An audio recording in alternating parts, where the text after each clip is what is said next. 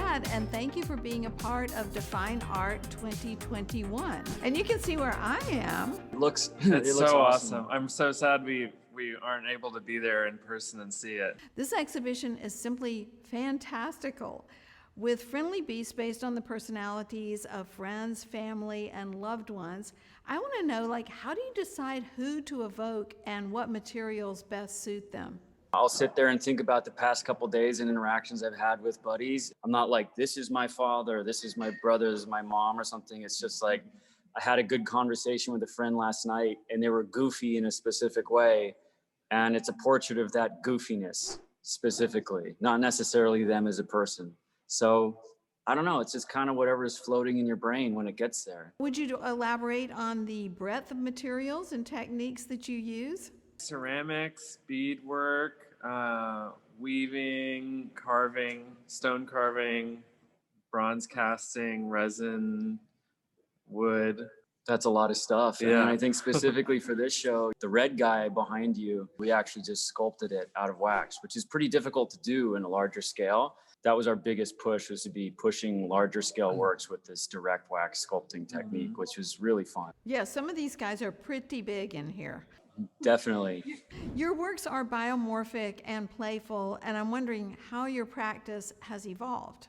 It's kind of always been about play and fun. The evolution just has to do with us getting better at our craft, feeling more free in it. We work in plant life and animal life a lot. Like those are our biggest inspirations, I think, in terms of form. A fantasy is easy to create with more biomorphic shapes because it feels familiar. It's harder to get those types of feelings and emotions across with straight lines.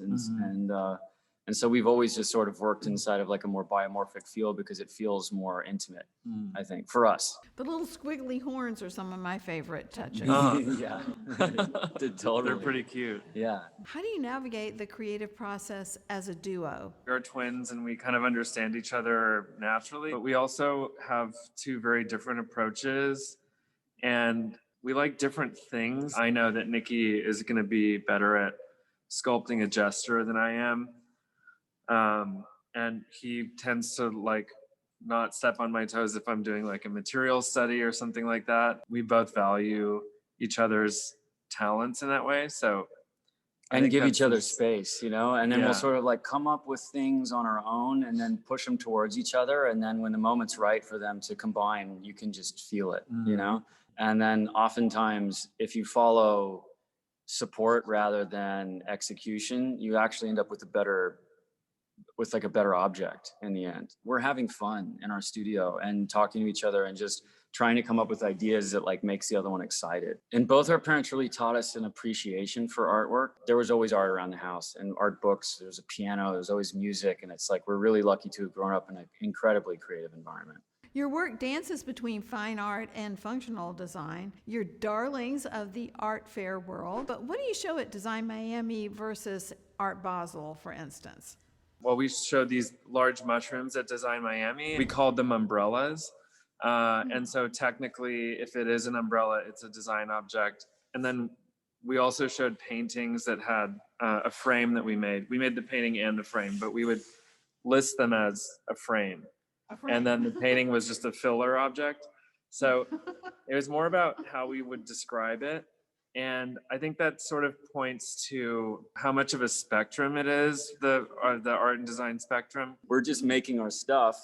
And I think that we ended up in this zone where we're like, I don't know, we made something and we're like, cool, we're going to show it at a fair. And someone's like, you're not allowed to do that. And we're like, oh, really? Because then that's all we're going to do. And it just, you know, it's just like having a good time. I think we just got into it. And when you're irking someone for no reason, you know that whatever lion's tail you're catching on to, you better hold on tight because it's going to take you somewhere cool. And what are some of your artistic inspirations?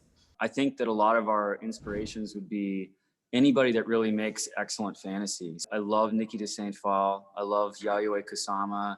I'm a huge Gaudi fan. That's the kind of artwork I love, is like completely transportive fantasy artwork. And the reality is if you're occupying a space, it's going to need art and design. And I think we're just like, we're going to make all of it because then it affects us on a deeper level. Beauty and art are just as functional as anything that's in design, but the function is more spiritual. It has a real purpose. We say we want to make a chair that you sit on that makes you laugh. but then also we want to create artwork that makes you think differently about your social construct. It just depends on your objective. To live in art or worship in art, it's a beautiful thing. Totally, yeah. You seem to enjoy riffing on standard formats, and I hear there may be a foray into interior design in your future. So tell me about Color Club. Oh, Color Yeah. Club is cool. Yeah. I love the idea of having a bar. I mean, I'm sober, so I'm not going to go drink there, but I will go hang out. And like, I want it to be exactly the kind of place that I would want to hang out in. Lots that of I'm excited dancing. for. I think Yeah, it's going to be a lot of dance, a lot of Dance. good music. it'll be fun. Our practice always kind of focuses on what we think the world wants or needs, or maybe we're just talking about what we need for ourselves. And then oftentimes it ends up being a universal feeling. I think everybody's like, I can't wait for all of this to be over and to go to a really fun dance party. So we're like, we're just going to create the space ourselves so that when it is over, that it's ready to happen, you know? Simon and Nikki, it's been a joy chatting virtually, and we can't wait to have you come to SCAD in real life. I know. know, same here. Well, we're going to plan a dance party, okay? Yeah, Awesome. let's do it. So Sounds nice talking good. to you. Until then, signing off from Beast in Show.